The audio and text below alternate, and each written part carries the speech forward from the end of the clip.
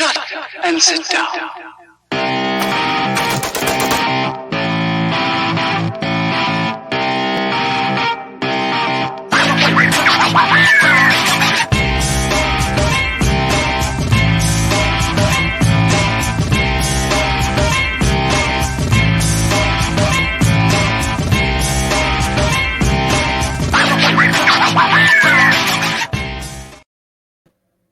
Hello, everybody. Welcome back to the Fight for Liberty show. Today, we are interviewing a awesome, very special guest, Martha Bueno. She is the vice chair of her community zoning board. She's the vice chair of her local Libertarian Party. Now she is running for Miami Dade Council, Commission. I'm going to space on those words correctly. So we'll bring her up and she can answer those questions. Martha, thank you so much for joining. Thank you for having me. Too many different names for political positions, and they all get mixed up in my head between like state senate and national senate and like commissions and councils, and it's too many things. There's way too many. So what I'm running for is my Miami-Dade commission. So it's the entire county, and it's a commission seat, and what they do is they manage the budget primarily. Okay. So it's a pretty big seat. We're the seventh largest county in the country, so it's a pretty big seat.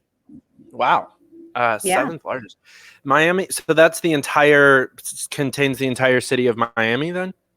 Well, there's a city of Miami which is separate from Miami-Dade, so that's how big we are. The entire county is Miami-Dade, and then there's the city of Miami. So for example, right now I'm the community council member for West Kendall, which is an area of Miami-Dade. Okay. It's a lot. I am loving the dueling skylines behind us. That's fun. New York on one side and Miami on another. Yeah, I am. I've unfortunately never been to the city of Miami. I've been to Florida plenty of times. I've never made it south all the way to Miami. You're missing out. Miami's awesome. It's a great party town. It's a great place to raise kids. We've got a little bit of everything. All right. I like it. I have a lot of internet friends from that area and Florida in general, because the liberty movement in Florida is awesome, and you guys are pretty active online, and especially I think you know Emmanuel Torres. I think you went on his show the other last week. He got me connected with most of like Florida libertarians that he knows, and it's been awesome getting to know people. We try to be active. I think we've done some things. So we were the party that started with First Step, which was getting people into lower levels of government. It's a program we ran in Florida under when Marcos Miralles was our chair, and I think the national party picked up on it. It was so successful. Mm-hmm. So we've had some great activists over here. Yeah, I'm loving watching the success of libertarians across the country, because and I 100% agree with that strategy, and I've been saying it for quite some time and trying to do it here in New York too. The local municipal elections are first and foremost the most important ones. Those are the ones where you're actually going to be able to change law that influences people's lives on a daily basis quickly Absolutely. And efficiently. And on top of that, these are the races where you actually have a legitimate chance at shaking hands. And I mean, maybe we don't do that anymore, but shaking hands with every person in your constituency. Yeah, fist bumping. You can. That's how I got my seat. That's it was a seat that nobody had ever actually ran for. We just have people being appointed to my seat. So I mean, if you don't try to get the seat, how will we ever get there? Right. So I'm curious. I'm a huge fan of like origin stories and backstories. So I'm curious, when did you first hear the word libertarian? Oh boy, probably around the year 2000. I was a Republican just because that's what you do. You're whatever your parents are. I guess that's, at least for me, that was what it was. My parents are Republican, therefore I'm Republican. So I mean, you don't question that. At least I didn't. And definitely politics or history, that wasn't my thing growing up, so I wasn't really familiar. And then I voted for Bush the first time in 2000 and started paying attention, and I couldn't believe that we were going to war after 9/11, with a country that had nothing to do with the Twin Towers. And no matter how much they painted it to be, we have to go into Afghanistan, I just couldn't figure it out. I couldn't wrap my head around why we were going. And my uncle, who is a libertarian, was like, I think you might be a libertarian. I was like, no. Who is that? What is that? I have no idea what you're talking about. And so, here I am a few years later, That's awesome. I love the initial reactions that people have to being told that they're a libertarian. I don't know anyone that got told you're a libertarian and they went, yeah, I am. Like, everybody responds like, no, I'm not. What are those? Those are crazy people. And then they do the research and find out they really are. I mean, look at what people show of us. The media only wants to show, I'm sorry, James Weeks, but him on stage, prancing around in his underwear. They only want to show these things. But if you look at the Republicans and the Democrats, they have their own, they have their own, I don't know what we want to call them. They have their own crazies. I don't know if that's right. That's not the PC word, but we'll go with that one, I guess. They have their own people who show their passion by wearing funny hats and doing crazy things. And so we're not the only ones. And at least our people, are doing it for a reason. They're bringing attention for something, or, I don't know. I really like the party. I really like the people. I've met some amazing people. And so, that reaction, it's like, no, I'm not a libertarian. And then you meet the people and you're like, actually, I am. We have some really good people here. We do. Yeah, it's such an awesome movement of just some of the best individuals I've ever met in my life. And I'm super glad that I actually took the step to get involved with the party and with the movement, and not just, I like to call them like Creaster libertarians, the term for Christians that like only go to church on Christmas and Easter. It's like they're only really libertarians like on election day and maybe sometimes on Facebook or something. I didn't want to be like that. I didn't want to be like that. I wanted to we need those too. Yeah, for sure. Like 100%. Because we need people to vote. Yeah, we need people to vote. And then we also need people to do the things, so we need both. We need crazy people that'll come and like go head first. And I feel like that was my experience. I really joined the party in 2016. And from 2016 to now, I've joined everything. I'm like, yeah, I'll do it all. I'll be the vice chair of every board I can get on. So we need a little bit of everything. For sure. I feel you on the I'll be on anything. I just got elected finally to the New York State Committee, and within a week, thank you. Within a week of holding a position on that committee, I was on 4 subcommittees and chairing one of them, and I was like, what did I get myself into here? I'm already on a couple other LP boards and on a couple campaigns and, member of caucuses. I have too many meetings. It's fun though. Once you get started, it is fun. And the people make it worthwhile. And if you're on boards where people don't agree with you, that's also fun.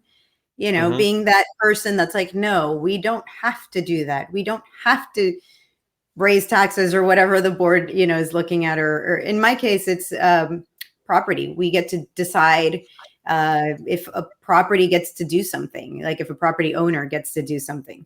So we get to, I had like a Chick-fil-A and we got to decide if they get an extra sign or not. I mean, imagine how crazy that is, that you need a group of citizens to make the decision if your business can have a sign or not on the building. And I'm glad I'm serving on it, because I'm glad that I'm there to be like, yes, you can have as many signs as you need. Right. But that's crazy. It's sad that we need this. Yeah. It's crazy that we need it. Yeah, there should be no government conversation about what happens on people's private property. Like, that entire commission is the entire premise of that is unconstitutional. But I think we can see that most things in government are unconstitutional. So, but at least it's of our neighbors. At least the purpose of that board is True. to hold it right here in our neighborhood, because because Miami is so large, I am about 45 minutes from downtown, which is where the meetings for the commissions happen. So we have these meetings here in these neighborhoods at 7 p.m., 7:30, so that people can come home, make it to the meetings, have their voices heard. So while I agree with you, it's kind of silly, and I hate the idea that I have to sit on a board where we make decisions on people's property. If it has to happen, I'd rather it be local. So it's not something that Tallahassee or Washington is deciding. It's something that people here close by are making decisions for business owners and homeowners. So, and again, I would really like for this not to be needed, but it is what it is. It's definitely better localized, because if you guys weren't doing it, somebody would be, right? Whether that was downtown or Tallahassee or Washington, somebody's going to be taking those freedoms from people. So if we can make it as local as possible. Well, what's great about that is that we're all neighbors. So if I make a decision that would really affect a neighbor, then they know where to find me. So. Yeah, that's helpful. It's really important to keep our politicians accountable for their actions. There's Absolutely. A huge disparity in every party of just coming to the defense of your people, and that's not healthy. Even in the Libertarian Party, if when you win. And if I move to Miami and then you do something wrong, I'm going to call you out for it. Because that's how it should work. And if anything, it's the libertarians that have the highest responsibility to call you out for a mistake that you make in office. We're the people that are supposed to be holding you accountable to at least our platform and our ideals. And we see way too much where we kind of idolize those of us that are successful and popular and think that they can do no wrong.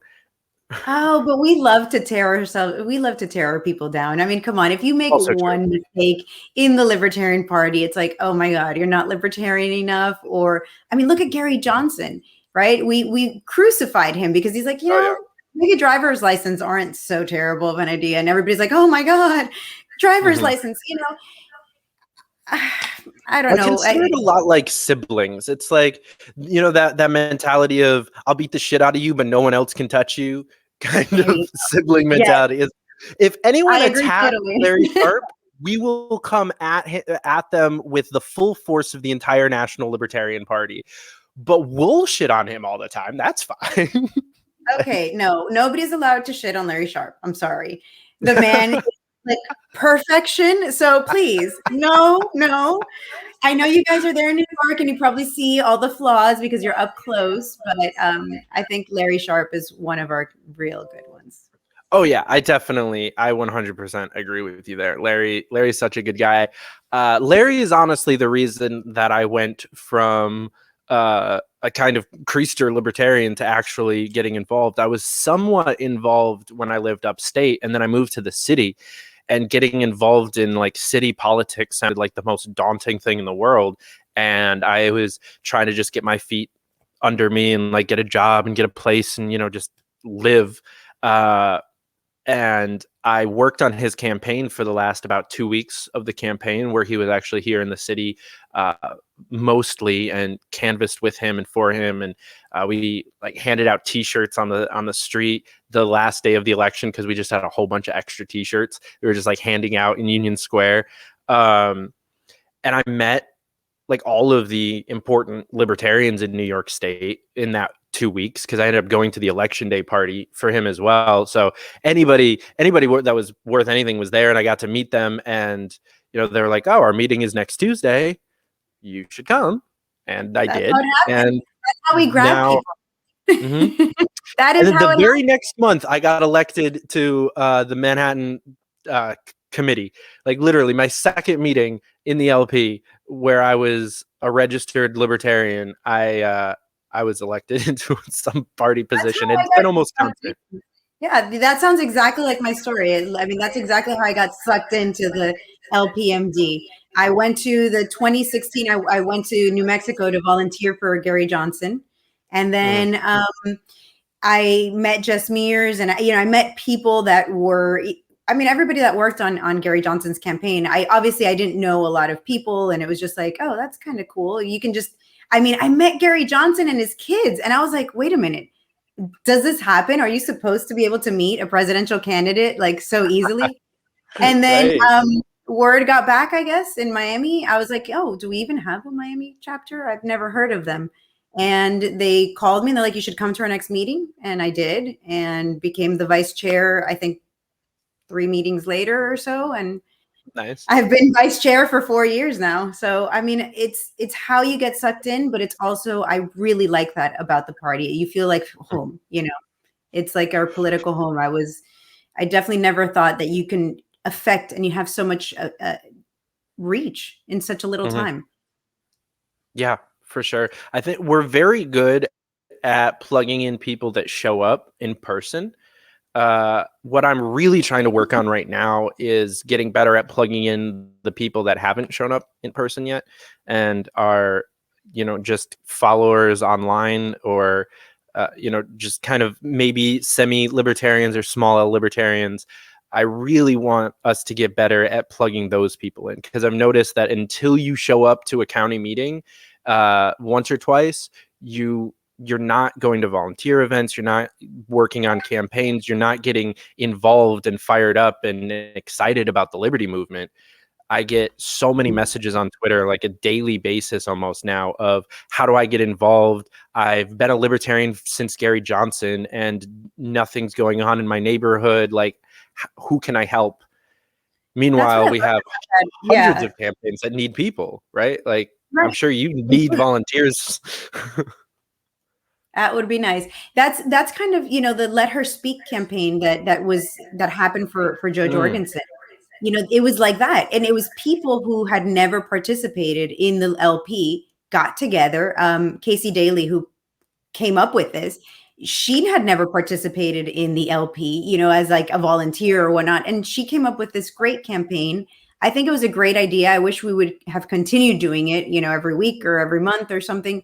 But it was great. And we need to do more of that. I think that's where we have a problem, is that we haven't done that enough. We have not mhm, reached out and continue to reach out and continue to bring people in. And then, of course, people go online and all they hear from us is, you're not a real libertarian, and a lot of angry people. And I think that those two things are what's really hurting us as a party.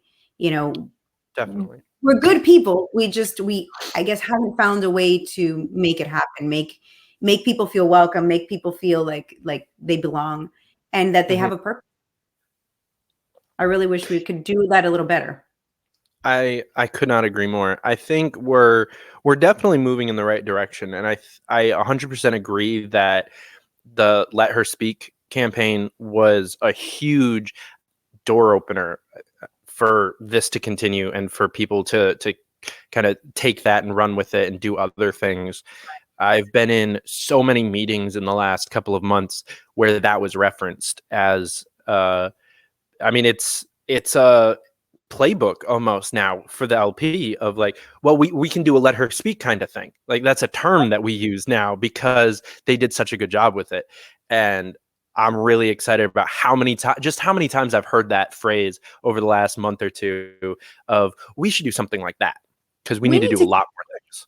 we need to keep doing it. The problem is we tend to, okay, we don't have a campaign right now. We don't have anything really happening. We really can't affect legislation. So we kind of all just sit around and Mhm. wait. And so, I wish we would find something in which to entertain people, in which to, get people excited about liberty, excited about these things. Now that we have Biden in office, we're not getting our daily dose of, oh my God, the government is doing this horrible thing. Even though Mhm. they still are doing these horrible things, it's just now it seems Yep. it's dressed up nicer now, where the kids aren't in cages, they're in overflow camps. And we don't have maybe so much news about the war that's going on somewhere. We're not hearing the things. so I kind of wish we would still have that momentum going forward throughout these 4 years. And I am running a little early. I have 18 months until my race. And the reality is I just want to be out there talking about liberty. I mean, of course, I would love to win and be able to make these changes, but I just love being able to tell people like there is a better way. And I think that's, we need to do this. We need to start our campaigns earlier. We need to be talking about it. We need to go out there and get people involved. We're lacking on all of those things. We really are. For sure. I am very excited about the few like PACs and organizations that have popped up over the last few years, namely People for Liberty, is an organization that's trying to solve this problem. I think I'm seeing Young Americans for Liberty kind of pivot a little bit back towards where they might actually be more friendly to the LP and not just closet Republicans. What we really need to do is keep people engaged, like you're saying, because there is no off season. I'm working on 2 campaigns right now. There is no off season. We have candidates running all the time. We're about to have another. We're going to have a gubernatorial election in California here before any other. Right, and we should all be doing that. Major elections happen. There's so many things going on. Right. If we could put the entire weight of the Joe Jorgensen and Gary Johnson campaigns behind and kind of split it up a little bit, but have all of those people still super heavily involved in like your race, or we're running a candidate for mayor here in New York City this year that could be a huge race. We're most likely going to go up against Andrew Yang. There's a huge media push in this race that if we got any kind of attention, which we're already getting more attention than any libertarian candidate in New York, like ever, we could do some crazy shit in this race. But it's just the New York City libertarians. And, I'm trying to pull in a bunch of people from all over. There's a couple people from Arizona on the campaign that I have to shout them out because Arizona LP is doing awesome stuff. But it could get better. There could be a lot more people helping out with all of these campaigns. Ruff is running in Arizona, right? What'd you say? Tim Ruff is running in Arizona. Yes. She's running next year, and that is as things currently stand, that is probably where I will be working next year. Because Kim Ruff is awesome. I love her so much. And she's running. Met her in person, but I think she's awesome. I mean, there's few people that you can find that are like her that nobody has a bad thing to say about. I mean, she's just great. What's not to love? And she's feisty and adorable. And I just I wish I could help. Anything that I can do to help, let me know. Right. Okay. I will definitely do that. You were talking about her being feisty. She was literally in my Twitter mentions the other day talking about physically fighting Larry Sharp. Oh boy. Okay. That was a pay-per-view event. She was like, I don't know. I think she said something about not being able to hold her own against a former Marine. And I was like, I don't know. I've heard things about redheads. There's a chance, Quite a few redheads too in the party. And that seems to be like its own category of libertarian. It's the redheaded libertarians, right? Yeah. And, we also have a big market that we just haven't really been tapping into, which is what my co-host on Libertario Hispano and I are trying to do, which is the Hispanic market. There are over 30 million Americans that can vote that are Hispanic. And our number one issue is immigration. And so we are the party with the best platform for immigration. We are the party that wants immigrants. We want them here. We want them here easily. We want liberty for everybody. And so we're not doing our part if we're not reaching out to Hispanics.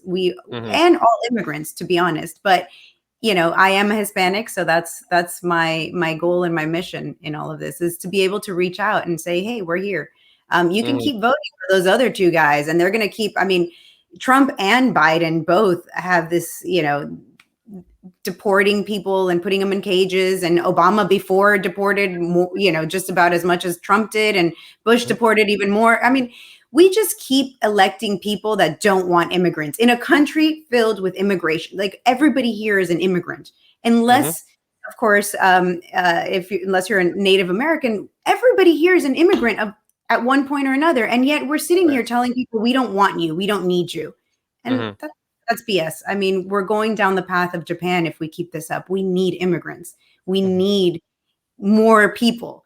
And so they're feeding us this narrative that you're not wanted. We don't want you here. It's a horrible thing. And libertarians were dropping the ball. Seriously, we need to be reaching out to immigrants. Yeah. I love our party platform because it really is some of the most sound, like, ideology you can find. And when you talk to people, most people agree with 80+% of it because it's just simple. And we've been pushing it longer than either of the other parties have been pushing any of their BS. We were the first party to be pro-LGBT. We're the first party to be pro-cannabis legalization. We're the first party to talk about criminal justice reform, immigration reform, abortion. Like, every freaking issue that this country has decided, we've been talking about it for 50 years, and we were right about it for 50 years. We are, and we will be. And it's not even the issues that we're right on. It's just a matter of, don't mess with people's stuff. Don't take their things. Leave them alone. Get government out of it. And yeah, there's some legitimate functions for government, of course, protections of our borders. But what we're doing right now across the world is not protection of our borders in any way, shape, or form. We're in countries doing horrible things to people in the name of freedom. They're selling us this freedom, and it's like, how did our freedom get all the way over on that side of the world? I'm not sure. But yeah, I really do think, and that was one of the things that made me so passionate about the LP, was learning about its history, and we're also failing on that front. So Toni Nathan was the first woman in United States history to ever receive an electoral college vote, and that was in 1972. I once did. I've been fortunate enough to be invited to a high school to talk to the senior government class, and I asked them. I was like, by show of hands, which is the first woman to ever receive an electoral college vote? And they were like, Hillary Clinton or Geraldine Ferraro. And it's like, hey, over 10 years before Geraldine Ferraro, we had Toni Nathan, and Toni Nathan ran with an openly gay man in 1972. So he was the first man to receive a first gay man to receive an electoral college vote that we know of, openly gay.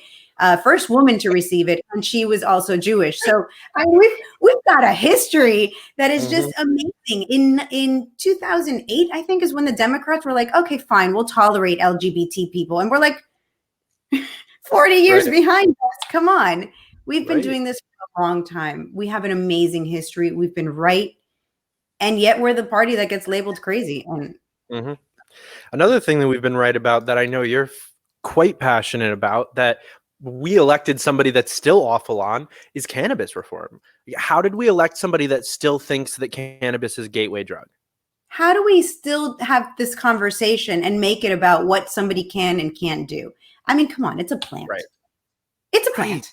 I mean, it grows in nature. How can you be religious and be like, God made all of the things, and then be like, but that plant is evil, and you should spend the rest of your life in jail? And the worst part is 100% of the times, if you put somebody in jail, you've ruined their lives. So our whole thing is like, let me take away your freedoms because that plant might ruin your life. So let me absolutely ruin your life because government.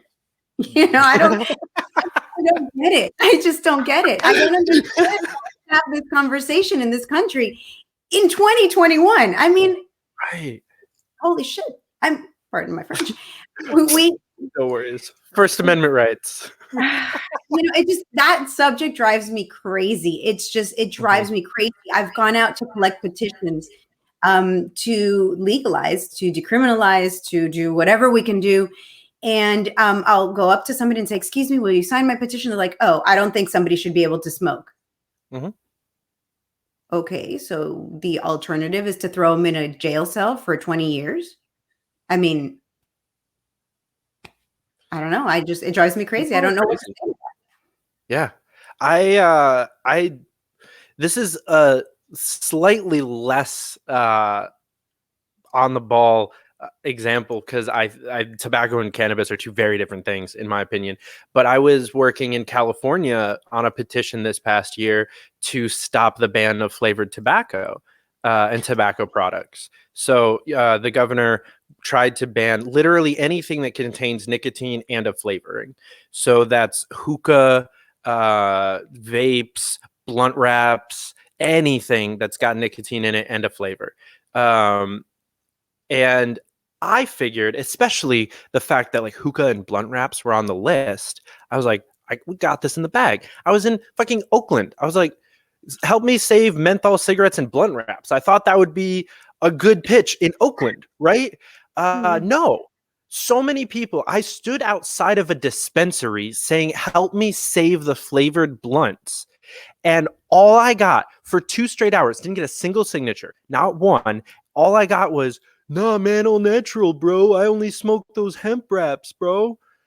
Always joints, bro. And I'm like, what the fuck? It's frustrating. I mean, the chair of Miami Dade and myself, we went to Ultra. Well, we didn't go to Ultra. We went to the line outside of people waiting to get in to get petition signed for cannabis. And it was funny because there were people there that were obviously on other drugs. There was one girl that had a cigarette in one hand and a Cuatro Locos in another. And she's like pounding and smoking. And we're like, would you sign this petition? She's like, no, that's bad for you.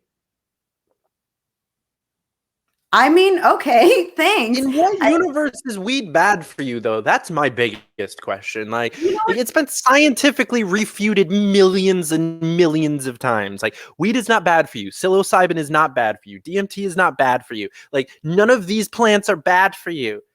But even still, even if they were terrible, even if they destroyed your life, even if it doesn't matter, government or other people should not be telling you what you can and cannot put into your body. I mean, It's my body. It's mine. I get to decide what I do with it. If I want to treat it poorly, that's my decision. You get to choose whether you can have sugar. You get to choose if you can. I mean, I can go to Starbucks and drink a coffee every hour on the hour for an entire day. That would probably be terrible, but it's allowed. It's legal. I mean, if we're going to decide for people, then let's decide on sugar, because sugar is a way harder thing to quit. I mean, I love sugar.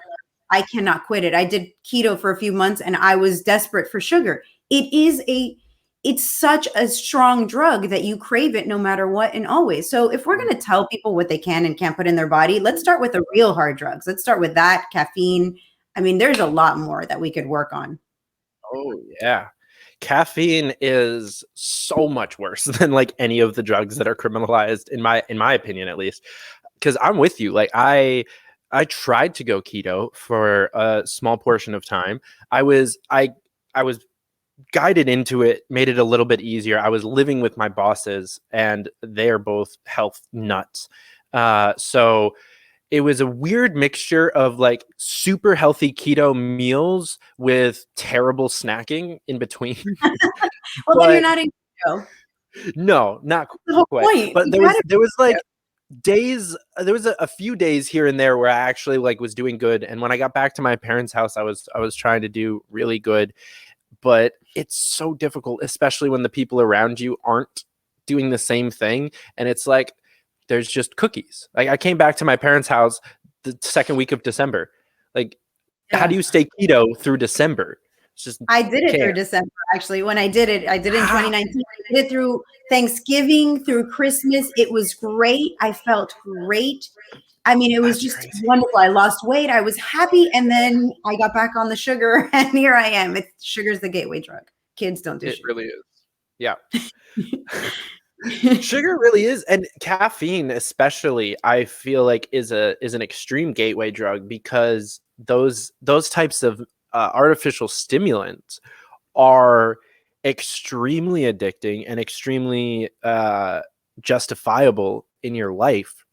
So if you're drinking 10 cups of coffee a day because you can justify it for your work or for your lifestyle, justifying Coke isn't going to be that difficult because it's just better. That like it's just a more efficient version.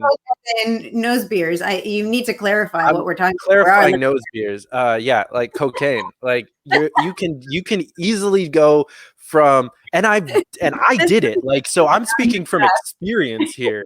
I worked on Wall Street when I was 19, and I went from 10 cups of coffee a day and 10 drinks at night to continuing that, but adding in a shit ton of weed and a bunch of cocaine. Not a bunch. I won't say a bunch. I wasn't like crazy, like Wolf of Wall Street level because I wasn't that rich, but it was multiple times a week. You know, I would have a late night and the next morning it was like, okay, I need to. The cocaine was saved for the weekend, but throughout the week it was like, all right, I need a little bit this morning to like get me to work. Right. And that's easy to justify because it's money. Like I made more money if I was high. I'm a better salesman. I was doing street sales. Like doing that so much easier when you're buzzed off of something. So I don't know about that, but I definitely know that, you know, it's the hypocrisy of it because I live in Miami. It's a party town. I mean, I got divorced in 2013 and I started going out. I was a young mom, so I was always a goody two shoes, stayed home. And in 2013, I started going out and partying. And the first time that I realized that everybody was doing coke around me, I walked into the ladies' room and I kept asking my friend, like, why is it when we go out, all the ladies in the bathroom are like sick? Everybody's like, you know, and so everybody here does it. I had no idea. Listen, you know, I had a kid at 21. I had no idea what, you know, going out and partying was. And so everybody does it. And I've talked to tons of people here, you know, anything from successful attorneys to politicians to doctors, to, you know, just everybody's tried it. And I'm thinking, come on. Like, can we stop being hypocrites? Can we just stop? So it's okay if, you know, Joe Biden's son is a crack addict. That's okay. He's not going to go to jail. But everybody else, you know, my kid does it and he'd go to jail, I'm sure. So, I mean, let's stop with the hypocrisy. Seriously, yeah. It's not anybody else's business what you do, unless, of course, then you damage somebody else, you hurt somebody else, you know. It's just the hypocrisy. Like, seriously, whatever anybody does in their life. And like you said, I mean, if you're able to function better, more power to you. But it's the hypocrisy. It's the, if you know somebody, you're not going to go to jail. Everybody else, sorry. Right. And I think a really important distinction about cannabis, I use it a lot with cannabis, but all drugs in general, it's not like cannabis is not a gateway drug, right? With that, we've proven that time and time again. Unless you are like already have a super addictive personality and you are going to go further anyway.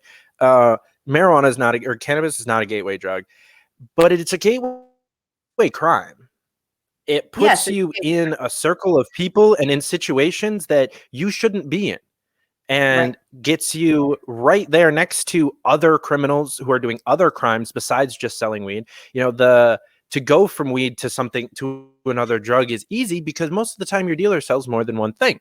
You know, I can hit up the same person for something else. And sometimes they're the ones kind of pressuring you. It's not the drug, it's the situation that is making you go further and further into this lifestyle.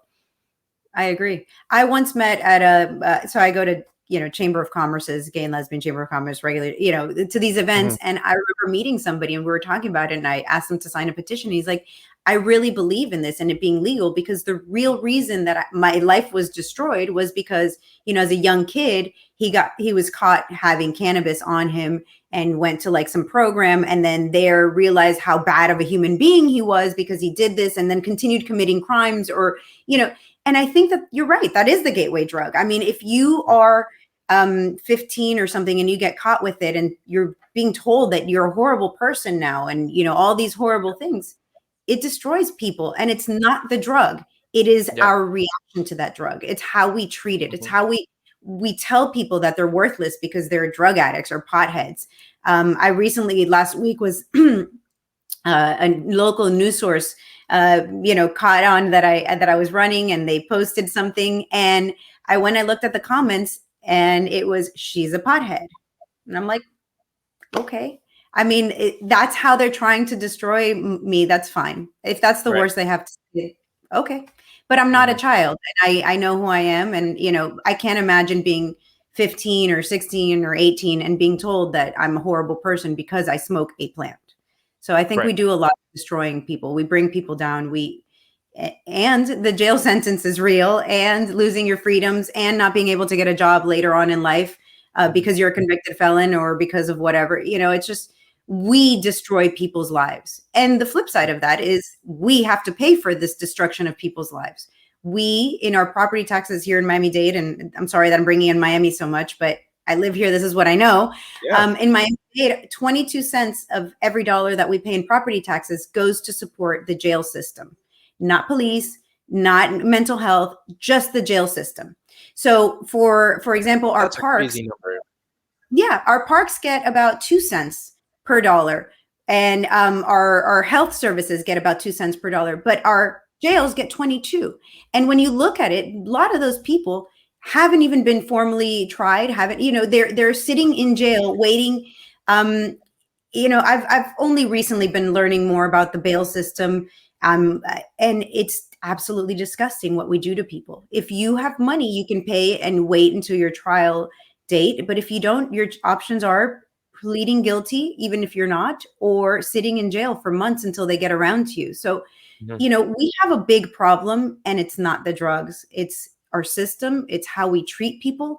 And it's not only the people that we're treating that have these things, it's the people that are paying the bills. I'm pissed. I hate having to pay, property taxes to take away people's freedoms, and then, our income taxes to then go kill people on the other side of the world. I mean, we're failing miserably as a country, I believe. Unfortunately. I could not agree more. I think you mentioned the hypocrisy, and I think with cannabis, it's starting to go the right direction in at least like in Hollywood and some more popular people, not with politics, but with other celebrities. We're really seeing a shift of how people are treating it. You watch movies like Bad Moms or something like that, and even though it's bad moms and they're kind of shitting on them, like they smoke weed and they're drinking and whatever, and we're starting to normalize adult use of cannabis. I think that's the biggest misnomer out there, is like, if you smoke, like only people 15 to 25 smoke weed, and then you grow out of it and get mature and go to do this thing. I know. I didn't try it until I was in my 30s. I did it backwards. I know so many people that didn't do it until their 50s or 60s because now it's legal in their state, and they're like, okay, maybe this will help with my back problems or my insomnia. And it does. And it's with all of these wonderful things. So, I mean, I still have my thyroid in my neck because of cannabis. I had precancerous cells. I had been dealing with it for almost 10 years. And I went to a cannabis doctor, and she was wonderful. And she's like, hey, I suggest you take this. What's the worst that can happen, right? I mean, I already needed to have my thyroid. My doctor was like, you need to have it removed. Within the next 6 months, you need to have your thyroid removed. And I was like, okay, I guess so. And started taking cannabis, and I'm fine. They can't even find the precancerous cells anymore. So, wow.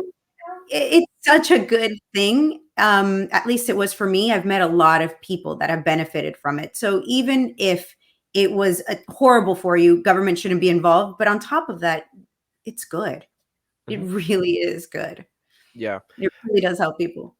Yeah. The aforementioned bosses that I was living with, one of them, her name is Livy McKay, and she is also a cannabis activist because she went years in and out of hospital with all sorts of different things, and there's a crazy backstory to that. But what it ended up was a huge opioid addiction and dependency, because she was getting overprescribed, and when she was in the hospital, she was getting overprescribed. So they kind of forced this dependency on her, and then she never committed a crime ever with drugs until she smoked weed for the first time. Like, she was a completely legal opioid addict, kicked it by committing crimes because she's from Georgia or Alabama at the time, where it's hella illegal to ever even touch weed. And it's just insane that we're solving problems, saving people's lives by committing crimes. That is true. And the first time that I ever even had heard about, people risking their lives to get cannabis, to get this drug for somebody, was a group here in Florida called Canna Moms. And since then I've become really good friends with them. But I listened to somebody speaking about, on this panel of Canna Moms, speaking about her child needing it. He has Dravet syndrome, and that basically he was having 200 seizures plus a day. This little boy, 6 months, from the age of 6 months on, was having over 200 seizures a day, and she had to risk her freedom and the ability to care for her child to get him cannabis to be able to give it to him. So, I mean, I listened to her speak about how her child improved. And now Bruno, her son, is, I believe, 9, and he has maybe 1 seizure a week. And so while it's not the miracle cure, it is for somebody who's having 200 seizures a day and was not thriving, wasn't improving. And I remember listening to her speak and her giving this lecture back before medical marijuana was even legal here in Florida. And it was heartbreaking. As a mom myself, I could not imagine. It was so devastating to me that my kids would need something one day and I couldn't get it for them. And the reason I couldn't get it wasn't because it was hard to obtain or I didn't have the money. It was because some politician somewhere decided to write something down on a piece of paper that says this thing is bad. And so I saw her struggle and I saw what she would do for her son. And I was just like, this is what I have to do. I have to help in some way, and getting that word out there that, there's people that need this. There's people that absolutely this would help them and improve their lives. And every day that it is illegal, every day that you can't get a job because you're on it, every day that you're, doing these things, it's hurting people. And where's the humanity in that? Where's our humanity? Where's our, even if you don't think somebody should do it, come on, just stop. Like, just stop. Just stop. Let people live. Just come on. I mean, it breaks my heart. It does, because I know that like her, there's probably thousands others. Yeah, I mean, I don't have any like crazy serious health issues, thank God. But I You're young still. Yeah, right. I feel that though I have, fairly bad insomnia, and I don't have I refuse to go get diagnosed with any of the possible mental health issues that I have. But because cannabis, then you can't have a gun, and that's the other problem. You can't go get diagnosed, because then now you're not going to be able to have a gun or Right. Exactly. I'm never putting it on paper anywhere that I have any type of issues with my brain, even though I think everyone in my generation has issues with our brain because we fried them with cell phones and TV and computers. But I need it. It's a legitimate need. When I don't have money, or I'm in an area where I don't have a connect and it's not legal, it's a problem. I don't sleep. I go 3-4 days without sleeping because I need weed to sleep. That's an actual necessity for my life. The fact that it's illegal for me to sleep well will never make sense. I don't smoke during the day. I like to be able to have a conversation with somebody and be, remember what I said. So I don't do it during the day, but I do at night as well. And it helps me sleep, among a host of other things. So I spent about a month in Asia last year with my kids, and in Asia, it's really illegal, and being caught with it there is over 5 years in jail. And since I really like my freedom, I chose to go without for that time. And, the crazy thing is you don't feel the need. I didn't have any withdrawals. I didn't have any issues, and I smoke every day, or at least, I smoke every day. And so, I smoke every day. And so I didn't have any withdrawals. I didn't have any issues, but it's hard to sleep sometimes. Mhm. And so, why? It's a plant. And I definitely didn't have any connects in Asia. That sounds difficult. Yeah, I think insomnia is a huge issue in our generation specifically, because I don't know anyone that doesn't have trouble sleeping. Like I have no friends that are like, oh yeah, it's about 10 o'clock. I put my phone down, go lay down, and fall asleep. I don't know anyone like that. Not a single person. My parents are both like that, but right.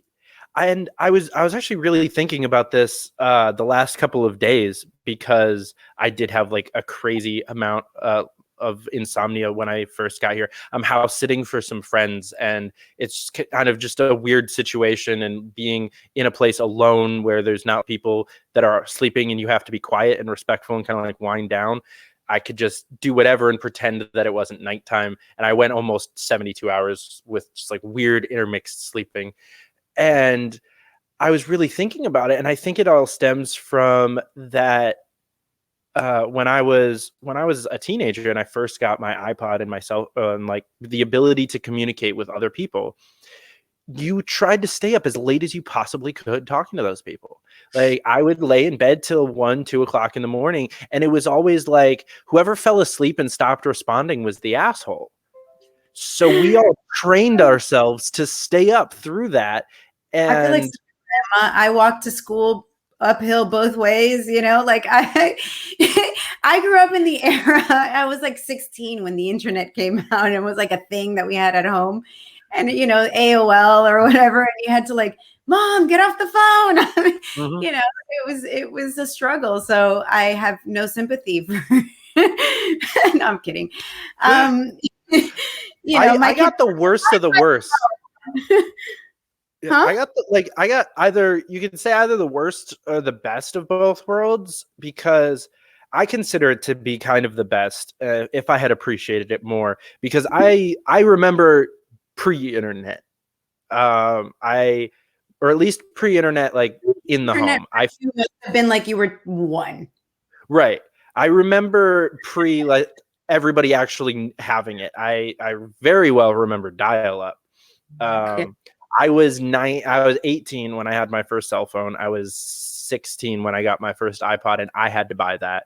So I got to go most of my childhood without just like the constant technology around me, but it was there as I was becoming an adult, and it's taken up the entirety of my adult life. And I don't know how to be an adult without a cell phone. It's just not a thing. I don't. Why would I want it?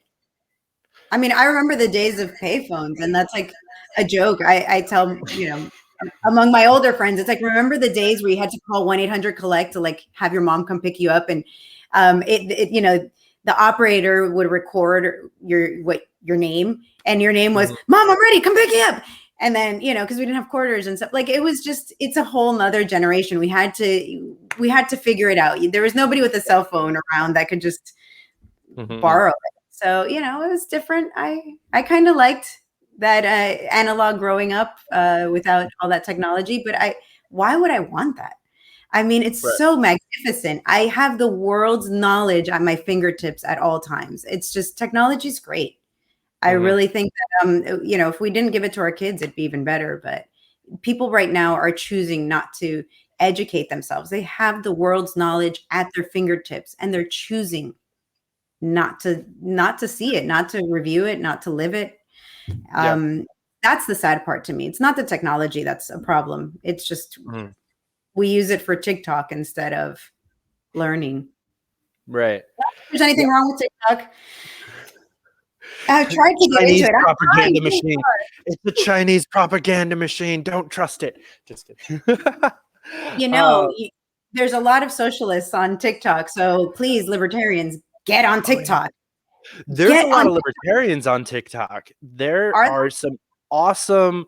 There's more conservatives, obviously, just because they outnumber us in general. But there are some cool things that I have seen happen on TikTok, including there was something that went viral a couple days ago that it was like the news channel that put this article out did not get their desired result, because they were shitting on this group of people that were sharing like 3D printed gun codes through TikTok.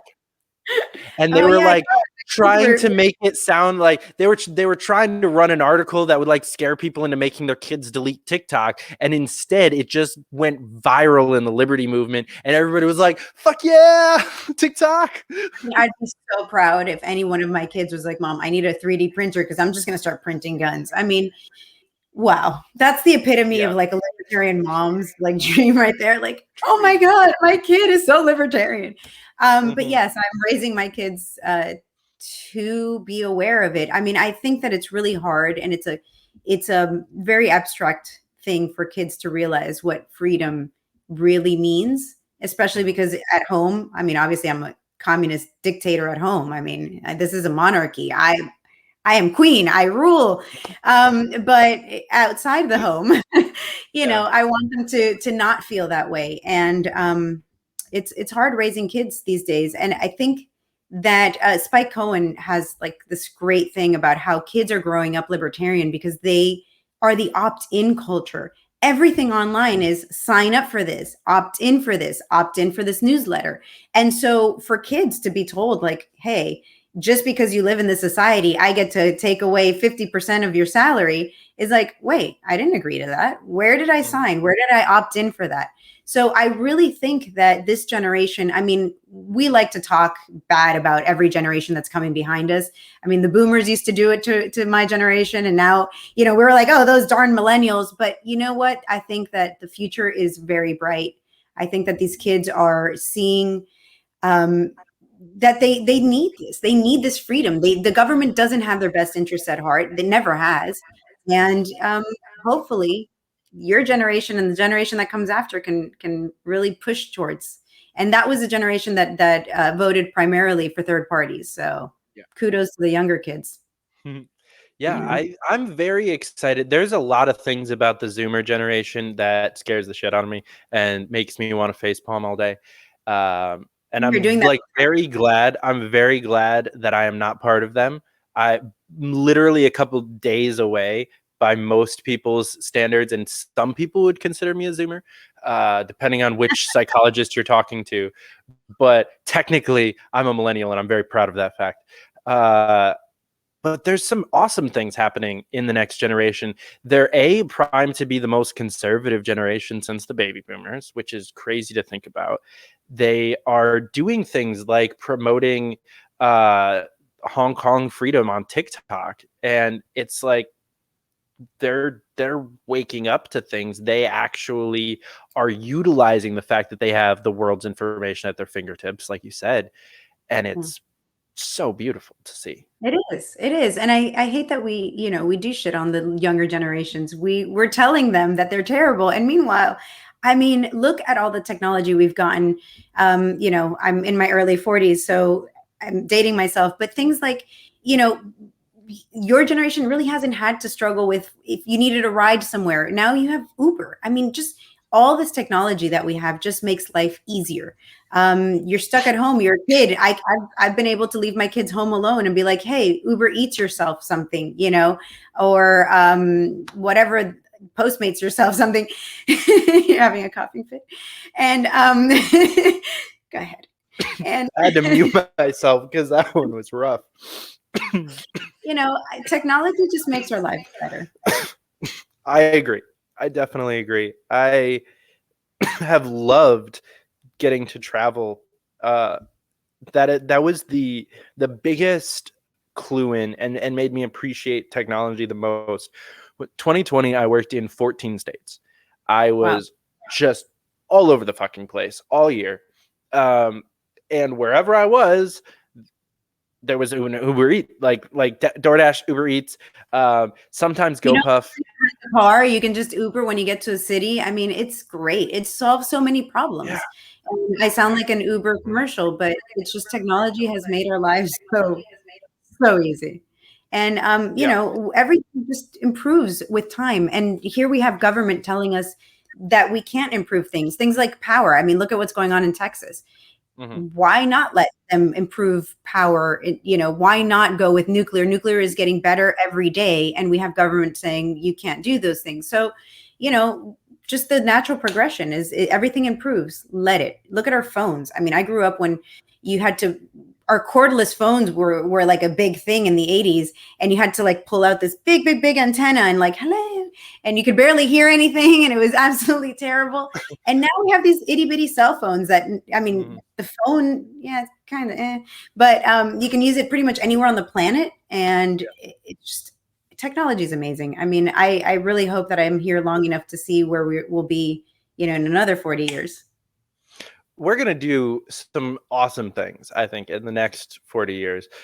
I hesitate to make super like futuristic utopian predictions because things like Back to the Future and 2001 A Space Odyssey exist, where they're like, by now we'll have blah, blah, blah. And we don't.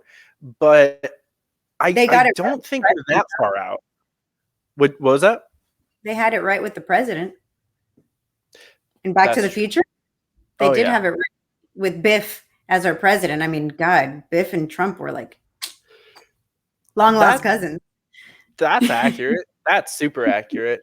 Fun fact: my nephew was actually born on what is it? March or October?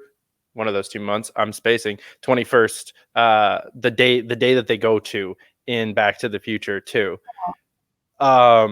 But yeah, we did not have flying cars the day my nephew was born, sadly. So I hesitate to make predictions that we will have flying cars in years. But we have self-driving.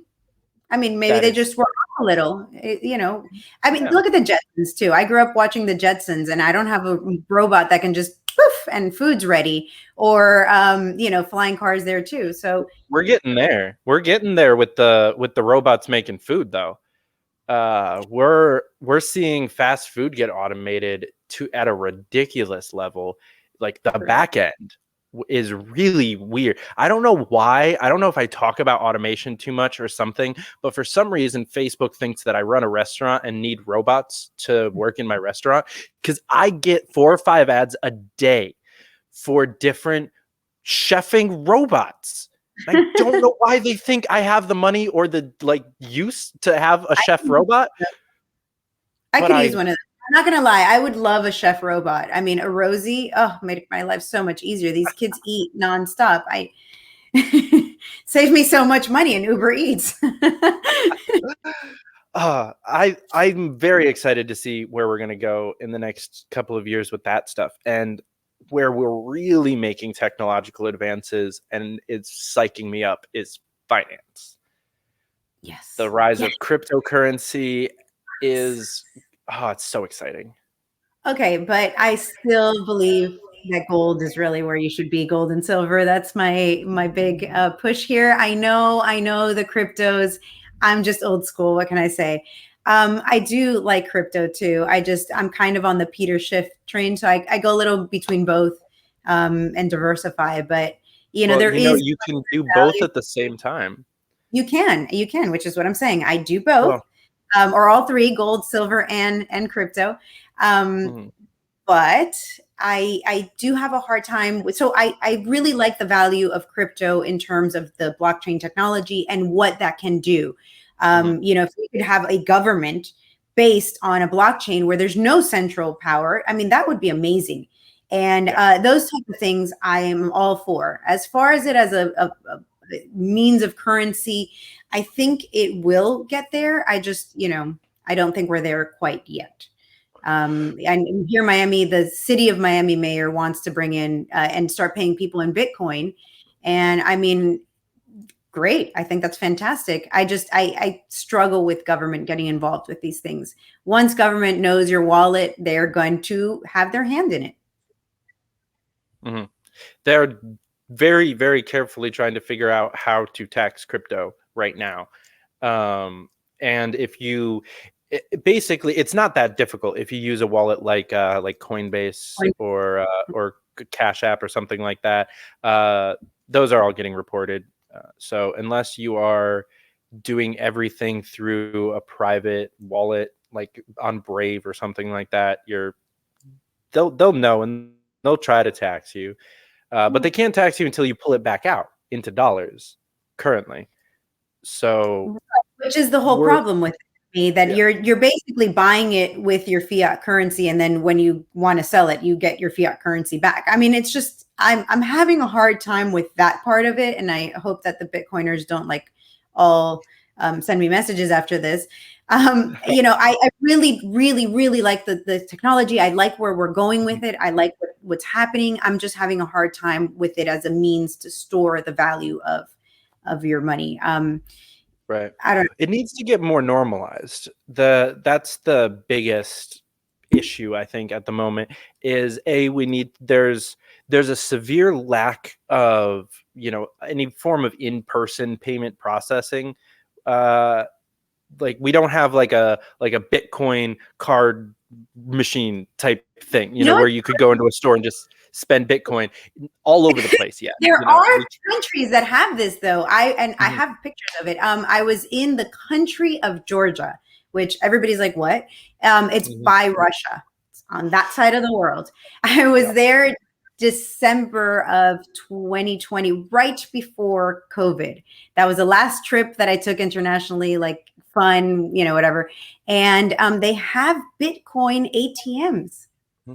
Like they have them in New Hampshire. Everywhere. Huh? They have them in New Hampshire as well. Oh, cool. See? That's Georgia. The part of I'm guessing, yeah, Georgia, from what I understand, has a lot more. But I'm very excited by specifically the town or the city of Manchester, New Hampshire, because they actually, I would say, you know, it's maybe 10-15% of businesses, but 15% of businesses you can spend Bitcoin at. So like that's a huge thing. And then internationally, it's way ahead of us. I would love to find a way to be able to send Bitcoin to Cubans and have them use it on the island. I mean, like places like that, places like Cuba, Venezuela, where government is so involved in their lives and everything revolves around that. I mean, those are the places where I think this technology can be used. We're just so far from it having like a real practical application. So I'm excited to see Sorry. I could be wrong about the island. I think it's Antigua. There's a billionaire whose name is going to escape me that's been there for the last like year and a half, just basically financing this island to be like Bitcoin compatible and just like going business to business and like, I want you guys to be able to accept Bitcoin. I'm going to pay for all the shit. I'm going to set it all up. I just need you to say yes. And getting that going, which is awesome. If we had a couple more billionaires doing stuff like that, Elon Musk is about to. I can't see a world where he doesn't get into crypto in a more heavy, like profitable way. I mean, he already is. He literally bought Bitcoin, and he also is, I mean, the big driver behind Doge. So, I mean, or whatever we call it. Dogecoin? What? I don't know. Dogecoin. Yep. He's already involved in it, but I do think that there is a push for more billionaires that were created with, you know, these apps or whatnot to get involved with changing the world. And I was recently contacted by a group called The Good Party, and they want to help candidates get more exposure without all this money. And so I think that there's a lot, and that was, you know, a billionaire entrepreneur, which I forgot his name, who did Shopzilla and was involved with TikTok before it was TikTok, when it was Flipgram. So, I mean, there are people who are putting their money into making the world a better place. And I can't, again, it's just like the world keeps getting better. And yet you turn on the TV and it's, everything is a disaster and everything is terrible. And so we have all these kids. As a mom, that really bothers me. I have, you know, all these kids sitting at home watching news and listening to the world being terrible. And meanwhile, it's not, it's getting better. And they're stuck at home in quarantine, and, you know, people can't hug, and there's no like interactions, and you can't go out and play anymore. Play groups aren't a thing. And meanwhile, they're being told all this thing. And it's like this crazy emotional roller coaster that we're putting these kids on. And again, it's just government. I see creating these environments and making people, I think that's why we all feel like we need cannabis, really. We all need to like chill out. Chill the fuck out. Yeah, for sure. The whole world could use a joint. A little more than a joint. At this point, everybody just needs some psilocybin or something. They just need, we need happiness. We need to spread happiness. Why is happiness criminalized? Amen. Amen. Okay, I have to ask, because you said it. Have you tried psilocybin? Oh boy, I am running for office, but I am a libertarian, so of course, nobody's going to kick me out of the LP for saying yes. Yes, I have. Yes, I have. Awesome. And I've tried it several times, and I think I need to keep trying it to make sure that it's good. Yeah. Mm-hmm. That's about where I'm at. I had a friend, and I think this was actually mentioned by Joe Rogan on his show, is where this conversation started. I'm 80% sure that this was Rogan that said this, that no one should be able to be president, or everybody that should have to do DMT before they become president. Oh, I have not tried DMT. I'm scared. I haven't either, but I agree with that mentality, because I think, like, from what I've heard, there is definitely like people that shouldn't do DMT. Like there's obviously people that shouldn't try other psychedelics, but there's like, I have heard from people that like DMT is definitely more selective of like whether or not you're going to have a good time. Has to do with whether or not you've got your shit together, like in your soul. And so if you're not psychologically strong enough to go through a bad DMT trip or have a good one, then yeah, I don't think you can handle being president. I think that's fair. DMT. I think DMT is one of those that is so intense that I don't know. Like, I'm just scared of it. But definitely the other ones, LSD and mushrooms, I think everybody should try it. And I don't mean go out and do drugs. I just mean if you're going to do it, you should give it a go. I mean, I think people would be a lot happier if they were able to try these things. I mean, at the end of the day, again, I do have kids, and this is the talk that I have with them. I won't tell them a lie and say like drugs are horrible. I mean, there's a reason people do drugs. People do drugs because they feel good. They make you feel things. And so, those drugs in particular, mushrooms, LSD, whatever you want to call them, yeah, they make you feel good, and they expand your mind, and they expand your horizons. And everybody should try if they're so inclined. They should try. It should be something that politicians do, and they probably do. I think there are definitely some of them that do. The world would be a better place if more of them did, though. Because the people running our country are the most narrow-minded, dim-witted morons that have ever existed. And a couple of acid trips might actually like make them not pea-brained anymore and like see the world a little bit differently. Did you see that congressman that thought that Guam was going to tip over by the weight of the U.S. military on it? I mean, we have some real dumb people, and I don't think that. Yeah, it's a thing. I forgot his name. Yeah. If you look him up, it's. I wish I remembered his name. I will find it and include the link in the description to this video. Please do. I'll find it and I'll send it to you, because we had a sitting U.S. congressman that was interviewing the head of like some military. I mean, again, I'm sorry, I don't know all the positions or whatever. So he was interviewing him, and it was like, it was like a formal proceeding. And he's like, aren't you worried about the weight? And he's kept asking him like the width versus the length of the island of Guam. And he's like, because it's going to tip over. So, I mean, being knowledgeable is not something that you have to be to gain these positions. You just have to be popular enough to get this position. It's not something like we don't necessarily ask people their qualifications for the job. We just want to know that they're like, we like them. Yeah. Wouldn't it be nice if we actually like elected qualified people? I have a problem with that too. I do want a government made up of our people. The problem is what we've gotten is a government made up of people who want things for themselves. Mm-hmm. Yeah, I think we should have people who are, involved in the areas that government has to make decisions about and know shit about those areas. We talked about Kim Ruff earlier. One of the reasons I'm so excited about her campaign is she is hugely overqualified for the job that she is running for. Actually, like paper resume style, just overqualified for this job. So as it should be. How hard we is don't it to get find that.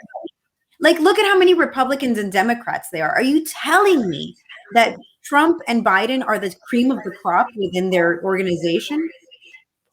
Can't be. I don't believe it. I refuse to believe it as well. I mean, you got to have a few better people than that. Seriously. Mm-hmm. Well, and so I'll be voting for them anyways. But yeah, I got a lot of hate the other day online. Maybe you can weigh in because he's from your state. I commented on Matt Gaetz's tweet about Trump. He tweeted out that Trump was a more likely 24 candidate than Joe Biden, which I find hilariously true. I don't get the Trump love. I wish I did. I wish I understood it. I don't get it, but I do find that tweet to be hilariously true. Like, I definitely, unless they figure out a way to actually bar him from running again, I think that there's a better chance of him running than Biden, because I think it's going to be Harris, Buttigieg in 24.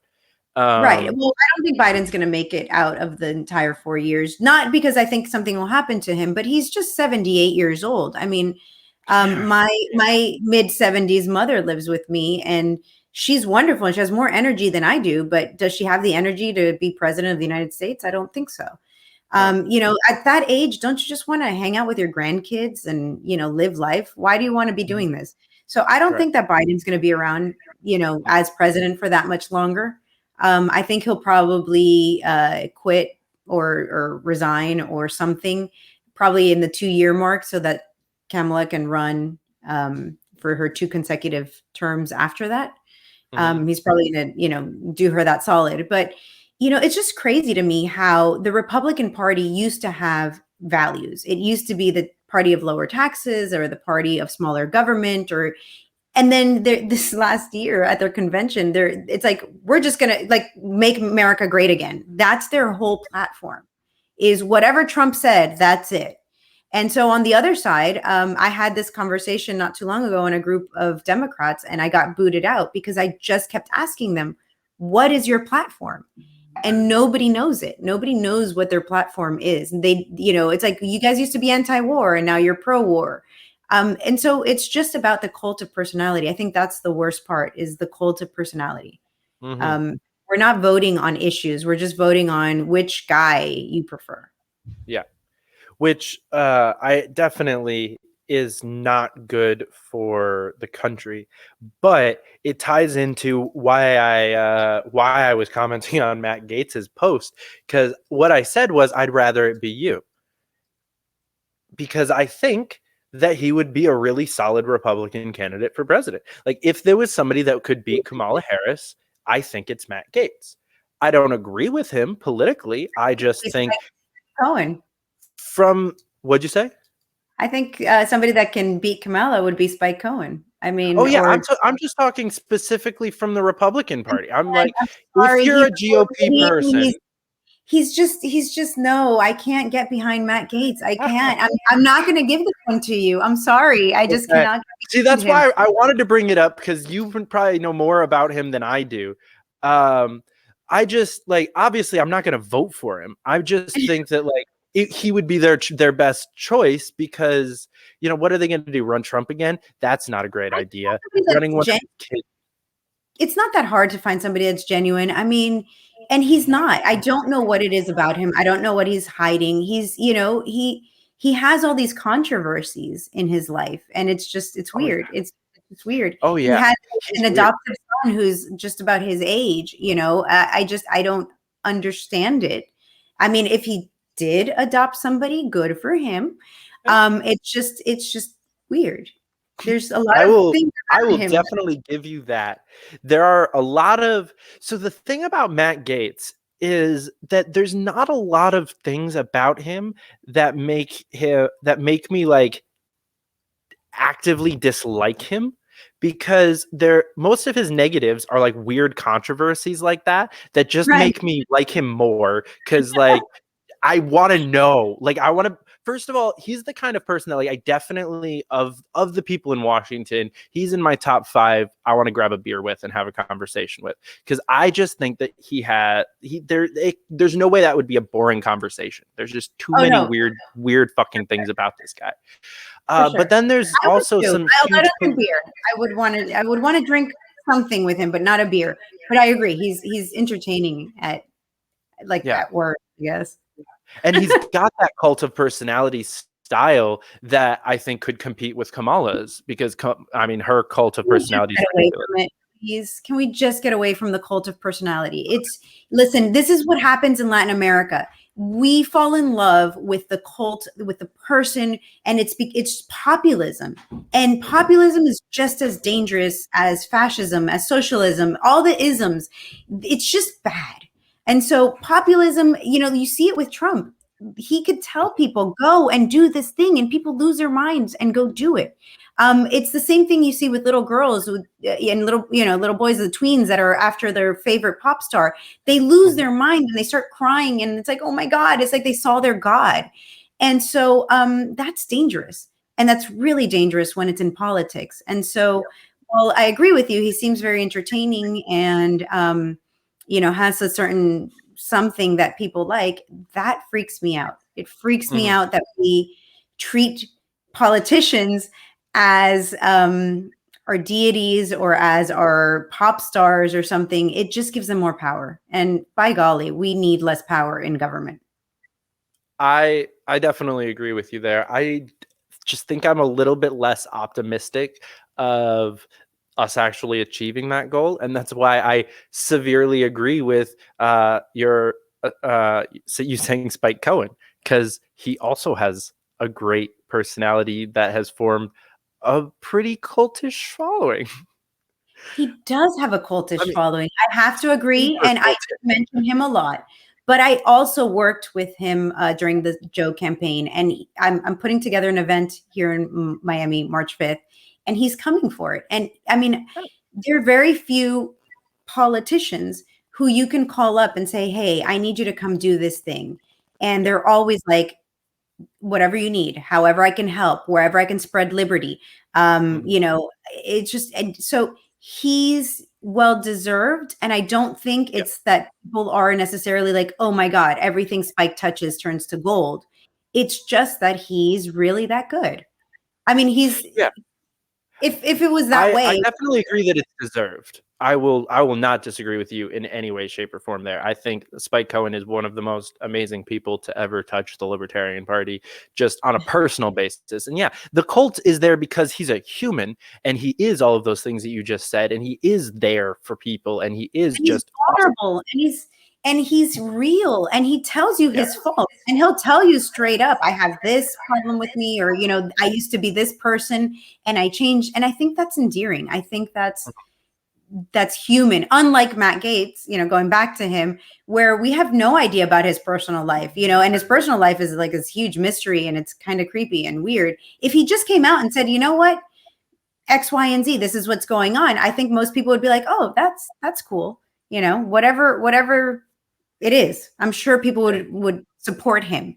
And that's kind of, what I like about the Libertarian Party is we support our people no matter what, in terms of like, you can say that you were a drug addict at some point and people are like, cool. Okay. Did you hurt anyone? No, you didn't. Okay, cool. And I like that. Whereas, Republicans will eat themselves. They'll be like, oh, well, that guy did one bad thing. He cheated on his wife, or he did this thing, and then they discard them.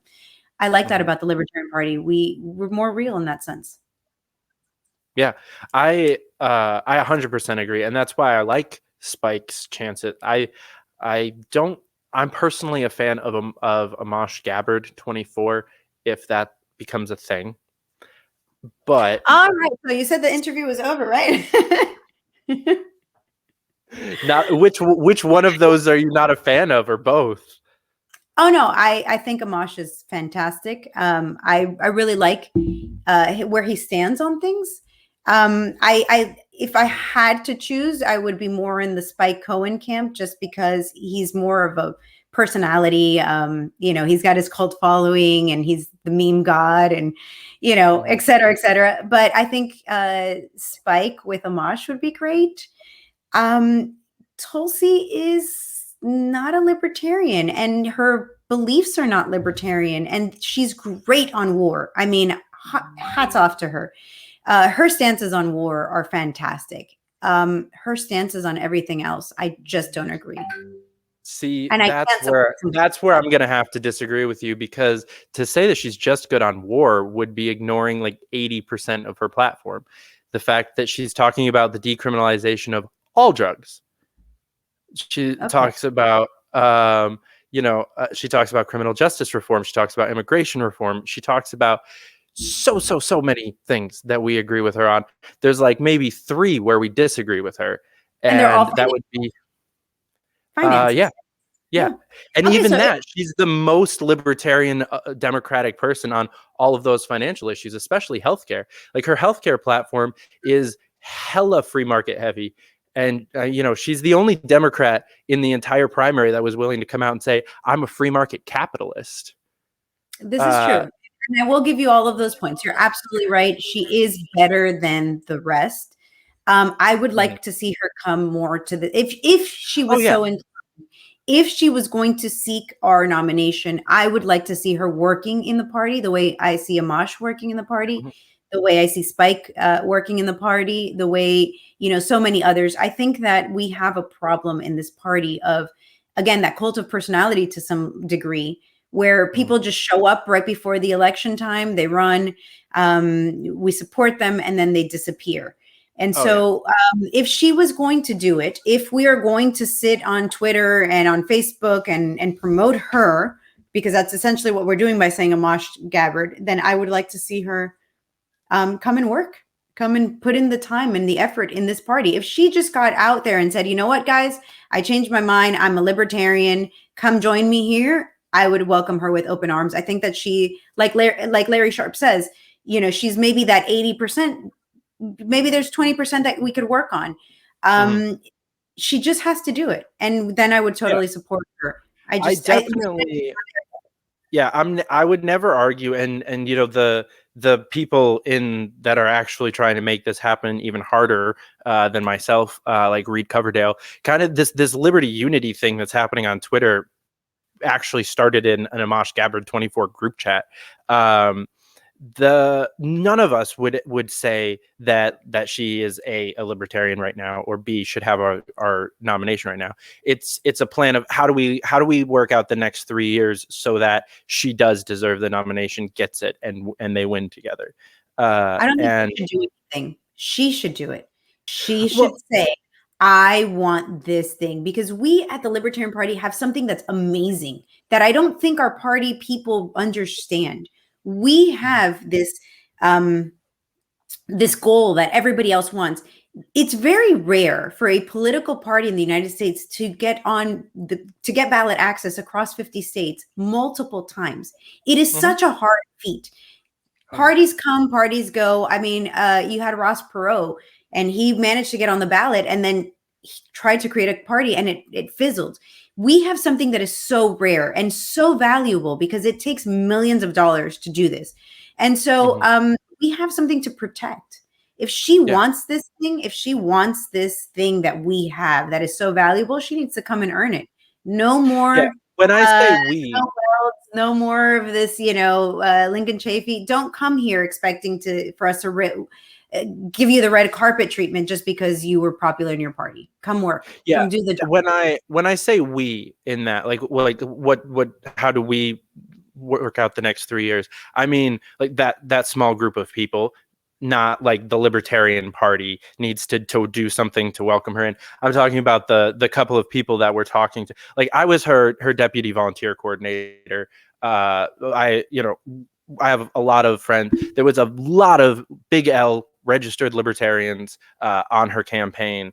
So it's like that group of people that were basically the group of people that made her drop her gun control policy and completely toss it in the trash and stop talking about it entirely and actually change her mind on guns, that group of people is now trying to push her just a little bit further and actually join the party now that she doesn't need the D next to her name to stay in office. I mean, if she wants to, I'd be the first one to welcome her in. If she was going to come and work, I mean, there's space here for everybody. And I think that we could definitely use, her fame and her notoriety and whatever.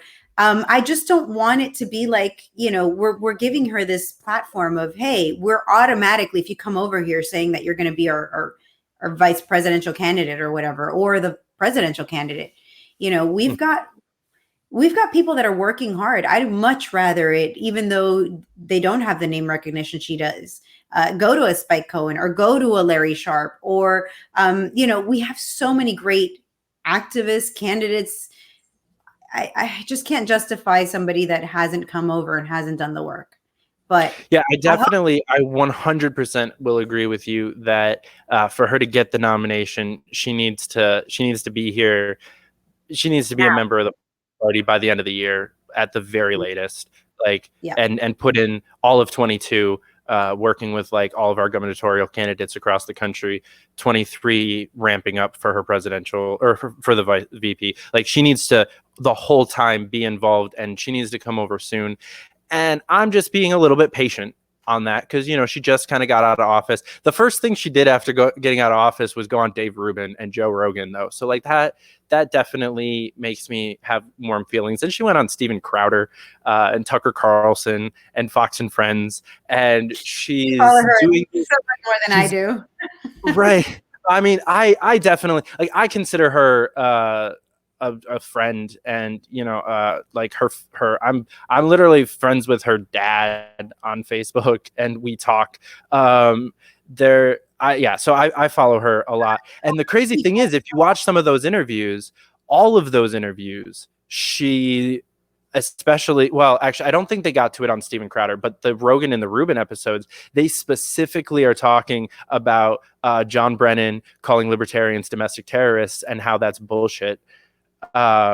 So that was awesome to see her go on Joe Rogan and say libertarians aren't domestic terrorists. There's a good people. There was a whole bunch of them on my campaign, and I love them.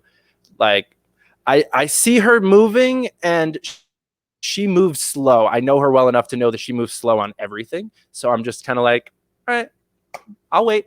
Until then, we're slowly on things, but you want her to be our candidate. Am I missing something there? Well, she moves slowly on changing her ideals, which I think is all right. If she ponders things and weighs her decisions is what I meant. Not that she's inefficient. Okay. I was going to say her campaign was hella inefficient. There were a lot of flaws in the Tulsi Gabbard campaign, but I mean, I've worked on a bunch of libertarian campaigns too. It was basically the same thing. She's if you compare the campaigns, she's already a libertarian. It was no funding, no paid staff, just a whole bunch of crazy people from all over the country that just moved into an Airbnb. It was a libertarian campaign almost. We all went shooting on the weekends. It felt like home. That does sound like a lot of fun, I have to say. I mean, yeah, I would probably have enjoyed that too. I would love for her to just have a conversation with her. I would love to be, libertarians and some Republicans go to Freedom Fest every year. You've got Pork Fest. She should definitely come to our convention in Reno. I mean, have her put this in her ear, have her come out to these events and start going to them. Even if she doesn't come over, I mean, there's no harm. Right. Mm-hmm. There's no harm in joining us in these events and hopefully start winning over the people so that if she does decide, she'll definitely get more backing if she's been around longer. So, yeah, I mean our primary, those are the words, our primary works the same as the other two. You need delegates. You do. But our delegates are so unlike the Republicans and the Democrats that use government funds and they can, anybody that's registered can vote in them. Ours are extremely limited. She's got 1,000 people that she's got to convince. Yeah. And the people that tend to come to these things are really active, or people. I've been a delegate now a few years, and we're really active. And I think that she's going to have to win over people like myself that knows how much work goes into this party. And I'm not going to be friendly to somebody just showing up at the last moment. I think we've done that. We've been there. We've done that. We've got the T-shirts, to go with it, and we're good to go. Do not want another Bill Weld situation. We don't. And Gary Johnson was great. I love him, but he doesn't participate anymore unless he's running, and that drives me crazy. I want somebody here. I want somebody that's pushing these ideals year round. Yeah, that's you. I haven't said that out loud on the show because I don't say that, but 100% agreement. We need people that stick around, people that just expect the party to snap to when they decide to run every 4 years. Not my people. Exactly. I will utilize that. Because come on, you got to give it to the man. The man works his butt off for our party. So he's creating that loyalty, at least definitely with me, creating that loyalty. Yeah, I definitely, like I said, I'm partial to the Amash Gabbard, but Amash Cohen, I think, is the actual libertarian. That's if we had the convention tomorrow. So I personally have a big thing about actual credentials, like we were talking earlier. With as much love as I have for Spike Cohen, I do not think that he is currently I don't think he's as equipped to run the country as Justin Amash, having almost a decade of experience in Washington. Spike doesn't know any of the people. He doesn't know where any of the rooms are. He doesn't know where And what? Biden's got neither did Trump, and Biden has so much experience that he's on almost 50 years of it. I don't think either direction is necessarily the case. And the way our Constitution was written, the way it was supposed to work, is you're not supposed to stay there for so long. You're not supposed to know all the people and be on a first name basis with the lady making coffee in the White House. Come on. The purpose of our government is to not get cozy in it. It's why George Washington said that he was going to resign, not continue, and he was going to pass it on to somebody else. We need fresh blood in the White House. So while I agree with you, Amash has a lot more star power. He also has more experience, maybe more qualifications. That alone doesn't win me over. What has won me over is he is doing the work. You see him tweeting and doing things and out there and talking about libertarian ideas. That does win me over. And I agree, he's probably going to be the top of the ticket unless something changes. And I'm okay with that. I think Amash is a great person, but I really want to stay away from, this whole experience and you have to have had this position or that position, because it's not true. Yeah, I definitely, I'll agree. I definitely, the way that I said that, I don't know if it completely, if I accurately conveyed, because I agree that if we focus on the resume too much, we end up with a President Joe Biden, and that's not healthy for anybody. I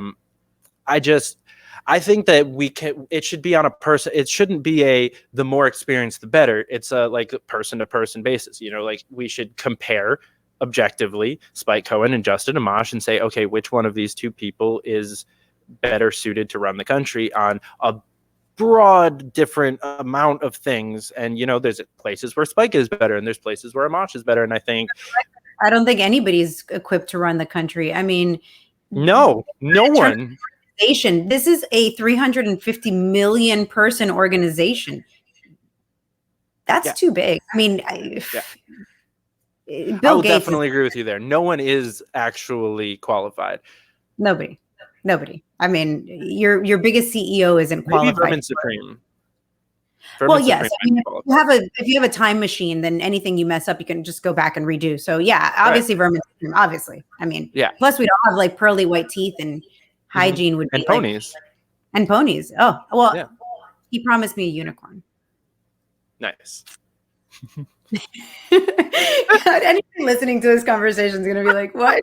What are they talking about? We were like super serious, like in-depth policy discussion, and now all of a sudden we're like way over here.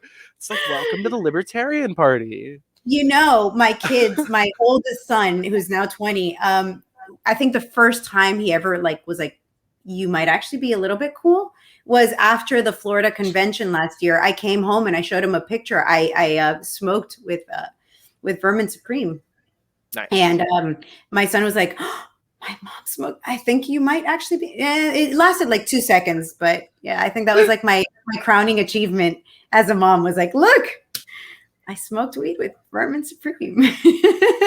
That was definitely a highlight of my 2020 as well. Mm-hmm. I was like, I have to make sure that this happens sometime while I'm in New Hampshire. He's such a cool guy. I really enjoy Vermin Supreme.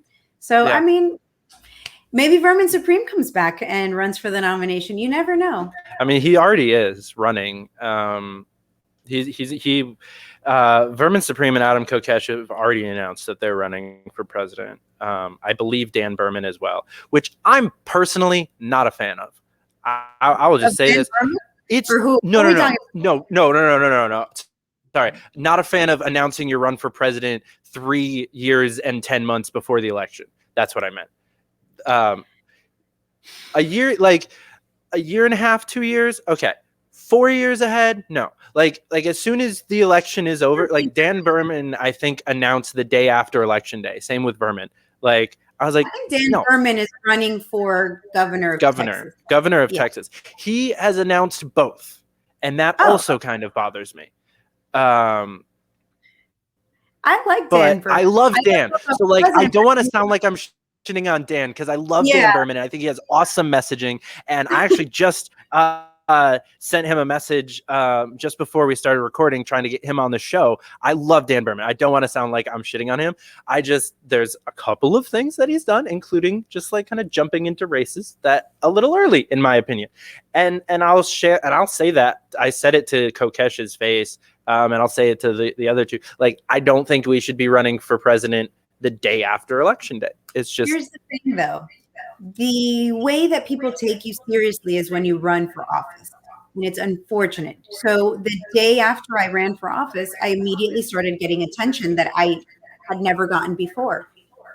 So there is something to be said about a libertarian getting out there early and working really hard to get our name out there. I'm not going to shit on it. I really think that, hey, I'd rather somebody be talking about these issues, and you get a certain bully pulpit by being a candidate. So, I mean, it's kind of like, you can't please everyone, right? And you have all these libertarians always saying like, oh, you guys just start like right before the election. Of course you're not going to win. So which is it? Run really early? Yeah. Or, I mean, you're not going to please everyone. And so I anybody who's willing to put their life on hold, because running for a position is basically putting your life on hold and putting your life out there so everybody can talk about you and have an opinion on you. Anybody who's willing to do that for the right reasons, I have nothing bad to say. And I hope they all keep doing it. I don't know. I like them all. Yeah, I mean, yeah, I definitely, again, I don't want it to sound like I'm going after those guys, because I do love them all. I think that there's a happy medium personally, and I think that there's other things that you can be doing to be getting your name out there and to be getting other people's name out there. I mean, I think that for me is one of the biggest things is the year, like this year, they could be out doing press for other candidates. I mean, how many candidates from the other two parties have surrogates where there's other pundits or public figures or talking heads that are out doing events and press for candidates? You could be doing that. You could be like doing a book tour or something. There's other things. Yeah, I mean, there's a number of authors within the LP.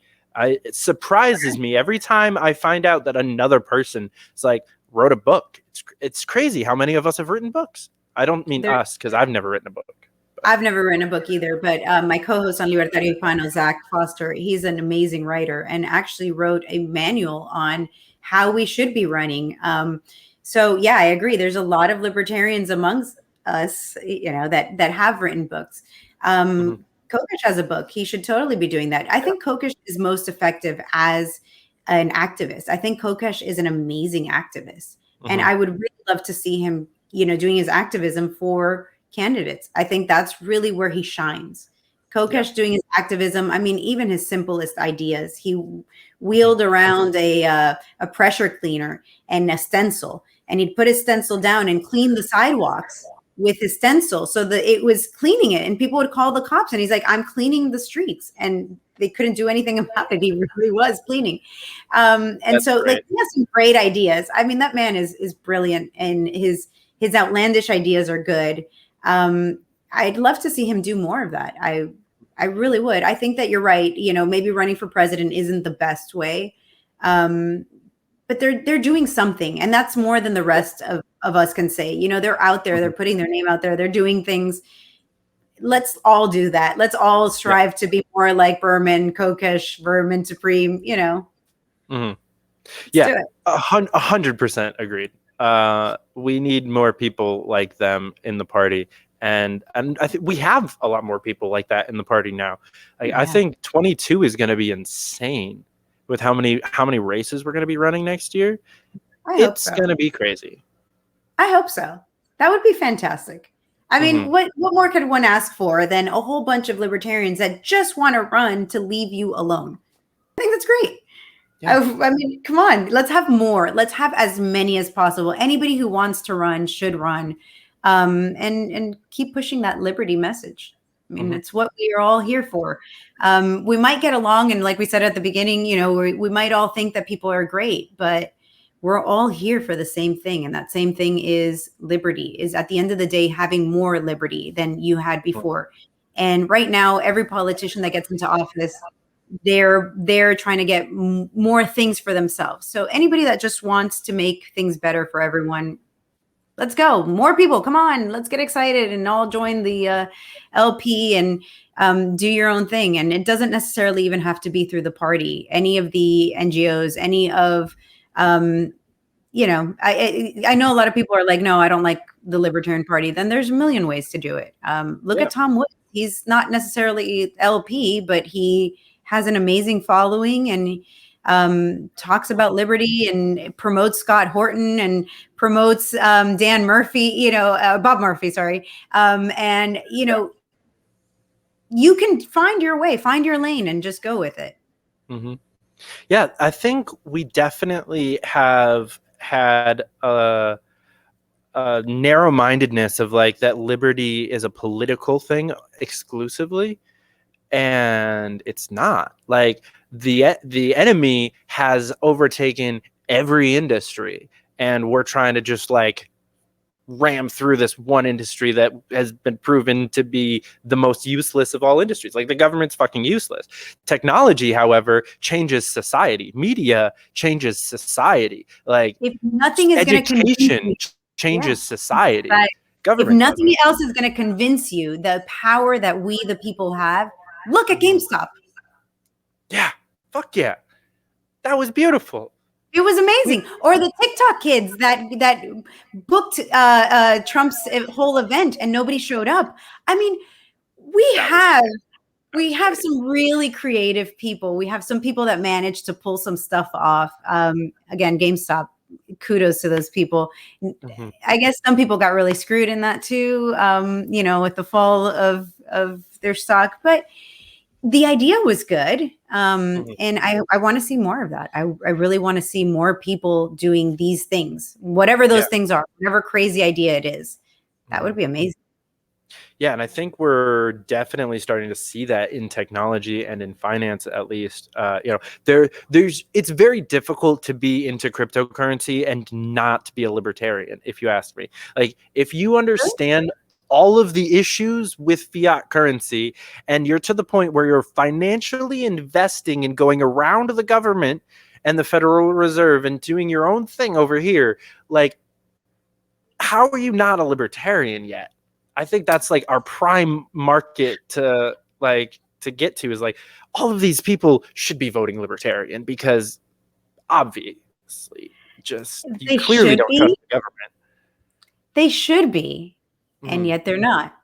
Right. Well, And they're starting. We're getting there. Like, you have a lot of faith in that. Okay. I have a lot of friends in crypto, so I do actually. And the fact that like Bitcoin, like the creators of Bitcoin are libertarians. Are they? Yeah. I don't know that we know who the creator of Bitcoin. Well, you're right. We don't know the creator of Bitcoin. The original made it popular. The myth of who the creator, or the people who made it. The people after it was created that made it popular. I mean, the biggest, most famous name on it was John McAfee, who was one of our presidential candidates in 2016. But you know, the first marketplace that traded Bitcoin was actually a site originally built to trade Magic the Gathering cards and currency, which is and the creators of Magic the Gathering, of Wizards of the Coast, are huge libertarians. Like that whole like the culture is weird how much overlap there is between like nerd culture and like cryptocurrency and libertarianism have all like kind of come together in a weird way over the last 10 years. And I'm here for it. I'm excited. Yeah. I am too, you know, and that's one of the things that I really like again about this party is we have a whole bunch of like really smart people, you know, like I just, you know, people who are libertarians have to know their stuff. They have to know why they're a libertarian. You know, they have to know what government does wrong, and they have to know all these things. You can easily just like stumble through life and be a Republican or a Democrat and not know why you are. You know, like I said, I was a Republican because my parents were Republicans. I didn't know what it meant. It's like, oh, smaller government and less taxes. And I'm like, cool, that sounds like something I want to be. That sounds great. But when I started going down the wormhole and like, why are we at war, and where does that money come from, and trillions of dollars, and where is it going to? Then you start like picking things apart. You're like, okay, why? I don't know. I think that that's the big question. It's just why. Like, why? You know, we were talking about psychedelics. Like that's my best my like the key experience there is just like it makes you ask why a shit ton. And same with libertarianism. It's just like, why? Just why? Right. And you can only have a better opinion of world. Right. We just want people to be like, why? Why is cannabis illegal? And then when they get around to understanding that there's no good reason, be like, okay, well, there's something they're lying to you about. And, you know, and it's kind of even funny, going back to cannabis, how people who will learn in school how prohibition was bad and it brought about people like Al Capone and, you know, all this stuff. And then they're like, oh, but prohibition of drugs is good. I mean, we have such cognitive dissonance in America. And then you see the Libertarian Party and we're like, that's a problem. So I think that, you know, I don't want to say that we're smarter, but we definitely are smarter. A little bit. That's terrible. Please edit. A little. So I definitely, before we go, I want to give you a chance to pitch your campaign a little bit more, and just your local LP. How do people get involved? How do people help you out? Find out more information. So I'm very far behind on my campaign, not in the sense that I have 18 months, but I announced before I was ready. So I will have all of that coming soon. You can find me on Twitter, Martha Bueno 18. You can find me on Facebook. I have Instagram, Martha for Miami. And this big event that we're doing on March 5th, that's something that we're going to have a whole bunch of international stars. Antonella Marti and Gloria Alvarez, along with Spike Cohen, are going to be here in Miami. They're both internationally well-known, best-selling authors, and they go around the world speaking about libertarian ideas, especially in Latin America, which is my big focus. I'm passionate about liberty in America, but I'm also passionate about it in Latin America and what's going on there, in Cuba, Venezuela particularly. So yeah, that's it about me. As far as my campaign, I have 18 months to do this, guys. come volunteer. I really want to get the message out about liberty here in Miami. Our commissioners are all about spending our money, and not even in good ways. I mean, there was a COVID relief package not too long ago, and today in the news, our commissioners just haven't given it out. I mean, they have the money, they have gift cards. They had gift cards to give out to people for supermarkets and food things. And they were supposed to give it out by December 30th of this past year. And here we are in February, and they're still sitting on millions of dollars of it. So, you know, I'm running because these things bother me. It bothers me that we have this level of corruption, that we, you know, my property taxes are almost $10,000 a year and keep going up. And where is that money going? I mean, that's money that I have to pay whether I do something to my house. I mean, it's a disaster. And there's so many people in Miami that are going to end up losing their houses. Now, there's about 50% of the population that can't afford to pay them. So those are the type of things that I'm running on, and liberty, of course, which is liberty, of course. Liberty, of course. I love it. Well, I'm really excited to see this campaign go through. I'll be in Miami for sure. I'll have to come to Miami next year. You have to. You have to. You've never been here. I mean, what's the downside? You got to come out here. Now I have a great excuse. Like, it's for work, so it's okay. There you are. Well, Martha, thank you so much for coming on the show. I'm going to have you back a bunch of times before the election. Thank you. I appreciate that. And I appreciate you having me on. Oh, all right. Thanks, guys, for watching. We'll catch you back here next time. Hey, fighters. Thanks for watching. Don't forget to subscribe to the channel for more videos. If you want to learn more or get involved, go to fightforliberty.com/join. or reach out to us on Instagram, Facebook, or Twitter at Fight for Liberty. If you want to help keep the show going, Patreon and Cash App are the way to do that. We'll catch you back here next time. Until then, keep up the fight.